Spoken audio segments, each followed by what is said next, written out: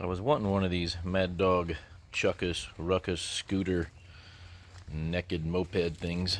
The guy I got it from, he put about $400 in parts and $400 of labor at a scooter shop to make it go over 40 to try to get it faster, because they only go about 30 miles an hour when you get them. And he couldn't do it, so I bought it from him thinking it would be some simple tuning. But I will say, everything the Chinese did on this thing was right. The only issues were all the things the scooter shop did to it. They didn't do one thing right. Everything they did made it worse. So it was more than just some simple tuning. So a place called Boca Scooters did the work. And looks like a pretty nice shop. They've got services down here. They do repair and maintenance, performance upgrades. We can turn your 50cc into an 88cc, which they did. The oil filter was crushed. It's supposed to go in like this. Let's review this rolling disaster. The Mad Dog Icebear brand that will not go over 40 miles an hour. So it's a brand new Chinese scooter that was taken to a pretty major player, a professional scooter company, and it was given the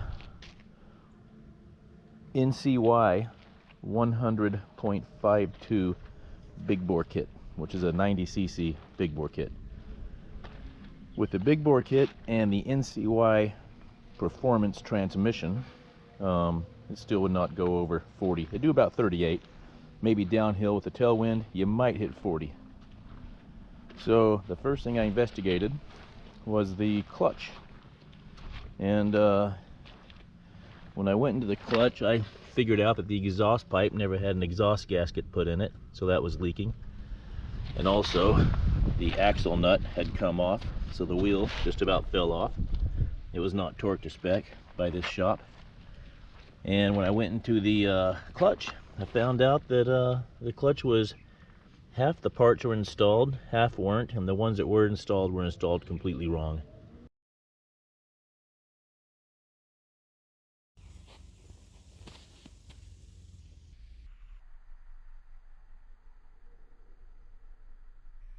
Here, not to mention, these bearings are just flopping around and they're falling out in the case and everything.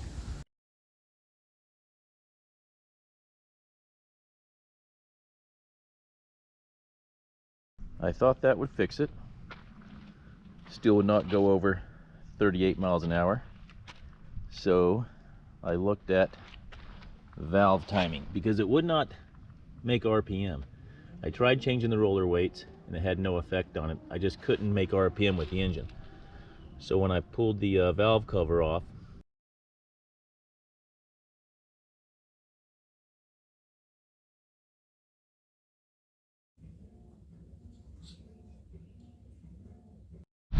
I verified top dead center with the dead stop, the degree wheel, and a micrometer. The Chinese markings on top dead center were spot on, so no issues there. When it was at top dead center, the valve train and the cam was one tooth off, and it was too far advanced, which did not make sense, because advanced timing usually means high RPM, and this thing would not make RPM.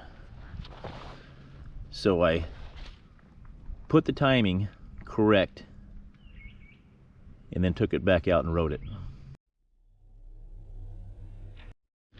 With the cam set at correct timing, it made RPM and went 45 miles an hour, and then had a catastrophic engine failure. It came apart.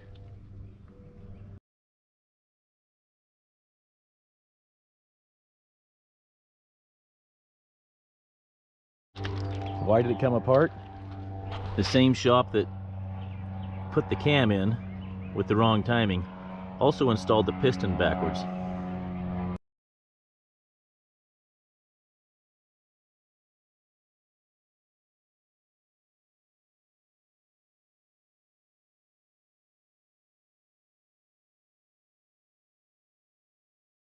point of this video is not to badmouth Boca scooters. It's as a hobby engine builder, I have the advantage of taking my time and not trying to make a profit. I'm not in a hurry, and I know when you work on stuff, things happen, things go wrong, so that's all good. But I tried to contact them and got no reply, and so I don't have any grief with them as I bought the bike used. The 100.52 kit from NCY is only a 90cc kit. The pistons have recessed areas in them. The recessed areas will never come into contact with the valves if the piston is installed upside down or with the intake going to exhaust. And it pulls up on the rings, lifts this part of the piston, and you can see right here it lifted this piece, folded it over, and that's what struck the valve and led to the catastrophic failure of the motor.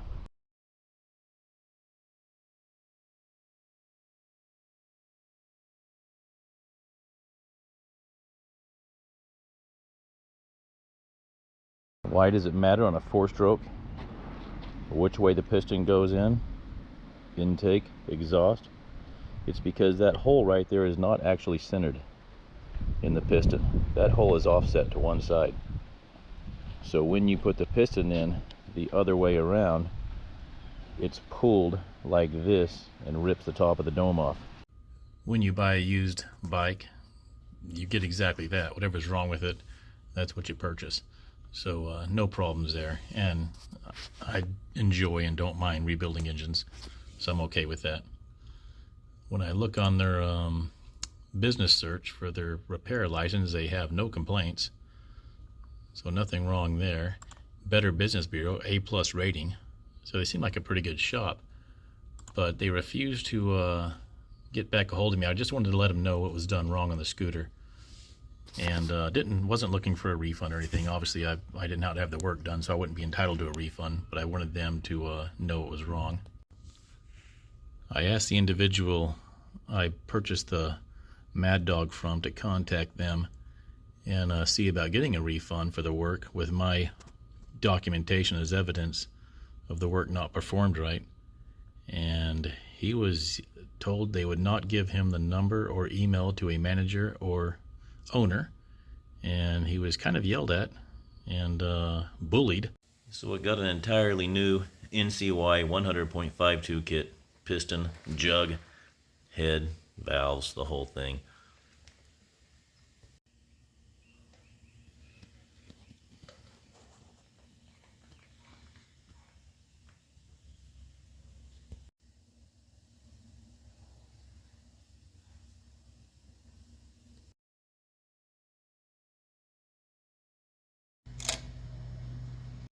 I got this kick-ass Chinese exhaust pipe for it. Don't think you can grab these things on eBay and they'll just fit on there. I had to cut it off and then weld, twist the pipe, weld it together, and also bend it quite a bit. And of course I couldn't resist doing the single shock conversion. The stock shocks are pretty cheesy and they wobble around. And the internet forums say if you're going to go to a single shock, don't use this one stock shock. Get rid of them both and get a better quality single shock. And I went with this NCY shock.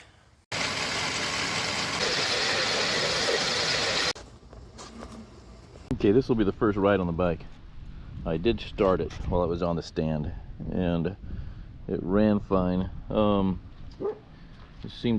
Everything seemed to be normal. I tried to do a compression test, but I think my compression gauge is broken, and but it started up, so it must have compression. So we're gonna go on a ride.